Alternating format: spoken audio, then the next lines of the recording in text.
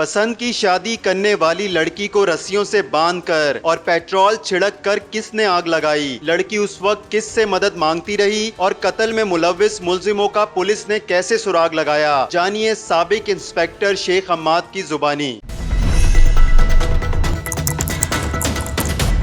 मेरा नाम हम्माद अख्तर है और मैं महकमा पंजाब पुलिस में बतौर इंस्पेक्टर रहा हूँ और लाहौर के मुख्तलिफ थानों में बतौर SHO काम करता रहा हूँ। 2016 में मैं बतौर SHO थाना फैक्ट्री एरिया तैनात था तो एक कॉल हमें मसूल हुई कि एक लड़की को किसी ने जला के मार दिया है। तो उस कॉल पे रिस्पॉन्ड करते हुए मैं और तमाम अफसरान बाला मौका पर पहुँचे और जब देखा तो छत पे एक नौजवान लड़की की लाश पड़ी थी जो मुकम्मल तौर पे जल चुकी थी और उसे रस्सियों से बांध के मिट्टी का तेल डाल के आग लगाई गई थी, जिसके मतलब इर्द गिर्द से पताजोई की गई लेकिन कोई भी बताने को तैयार नहीं था।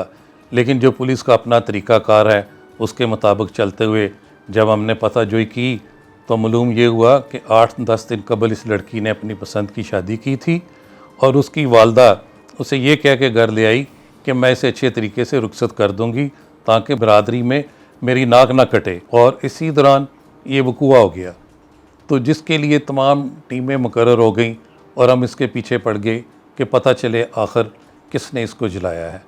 तो करते करते तमाम मालूमात हासिल करते हुए पता ये चला कि इसकी वालदा और इसके भाई अनीस ने इसे मार दिया है, ज़िंदा जला के मार दिया है। तो उनकी तलाश शुरू हो गई। इसी सना में हाई कोर्ट ने इसका सुओ मोटो ले लिया जिसमें हम पेश हुए।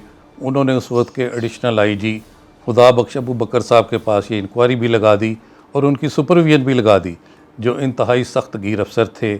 और इसके काम के लिए फिर हमें दिन रात एक करना पड़ा और इतनी मेहनत की कि मैं आपको बता नहीं सकता कि मेरा ख्याल है कि मैं 24 घंटे में 1 घंटा भी नहीं सोया और ना मेरी नफरी सोई और ना मेरे अफसरानों ने चैन लिया।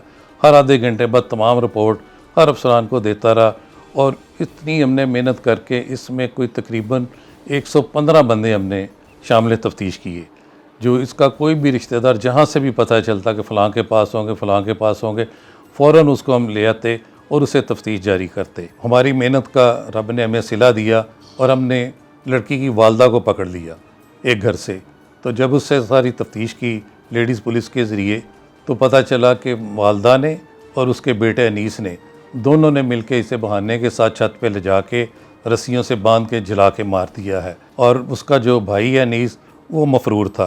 वालदा पकड़ी गई, कुछ प्रेशर कम हुआ लेकिन फिर भी उसी तरह में और मज़ीद मेहनत करना पड़ी। और फिर हम चलते चलते चलते कसूर में जाके किसी घर में रेड की और वहाँ से इसके भाई को पकड़ा। तो उसको भी जब पकड़ के तफ्तीश की तो ये बात सामने आई कि इन दोनों ने ये जुल्म किया है और अपनी नौजवान बेटी बहन को जला के मार दिया है, जिसकी बामुश्किल उम्र 17-18 साल थी और जिसका जुर्म सिर्फ इतना था कि उसने अपनी पसंद की शादी की थी। जिससे इसने शादी की थी उसके तमाम घर वालों को भी शामिल तफ्तीश किया क्योंकि पता नहीं चल रहा था कि इसको किसने मारा है।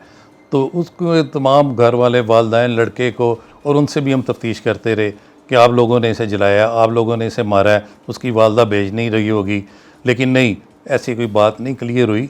फिर उनको हमने साइड पे रखा और फिर इनकी वालदा और भाई के पीछे हम लगे और उनको पकड़ने के बाद हम इस नतीजे पे पहुँचे कि ये दोनों माँ बेटे का ही काम है और अल्लाह ने हमें इसमें सरखरू किया और उन दोनों को हमने गिरफ़्तार करके अदालत में पेश किया, जिसमें इसकी वालदा को सज़ाए मौत हुई और जो भाई है इसको उम्र कैद की सज़ा हुई। वैसे तो पुलिस के लिए हर केस ही चैलेंज होता है, लेकिन ये केस ख़ास तौर पे क्योंकि इसमें सुओ मोटो हो चुका था हाई कोर्ट की तरफ से और खुदा बख्श अबू बकर एडिशनल IG जैसे अफसरान को ऊपर मुकर्रर कर दिया गया था, तो ये हमारे लिए एक चैलेंज भी था और वैसे भी इंसानियत के नाते भी इसको ट्रेस करना बहुत ज़रूरी हो गया था। तो इसमें जब हमने मुल्ज़मा और उस परवीन बीबी, उस लड़की की वालदा और भाई अनीस को जब अदालत में पेश किया तो जज साहब ने भी इंतहाई खुशी का इज़हार किया और हमें सराहा, हमारी कोशिश को सराहा और उन्होंने कहा कि इनको ऐसी सज़ा देंगे कि लोगों के लिए आइंदा इबरत का निशान ये लोग बन जाएं। और वाकई ऐसा ही हुआ क्योंकि उसको लड़की की वालदा को उन्होंने इसमें सज़ाए मौत और उसके भाई को उम्र कैद की सज़ा सुनाई ताकि बाकी लोगों के लिए इबरत का निशान बन सकें।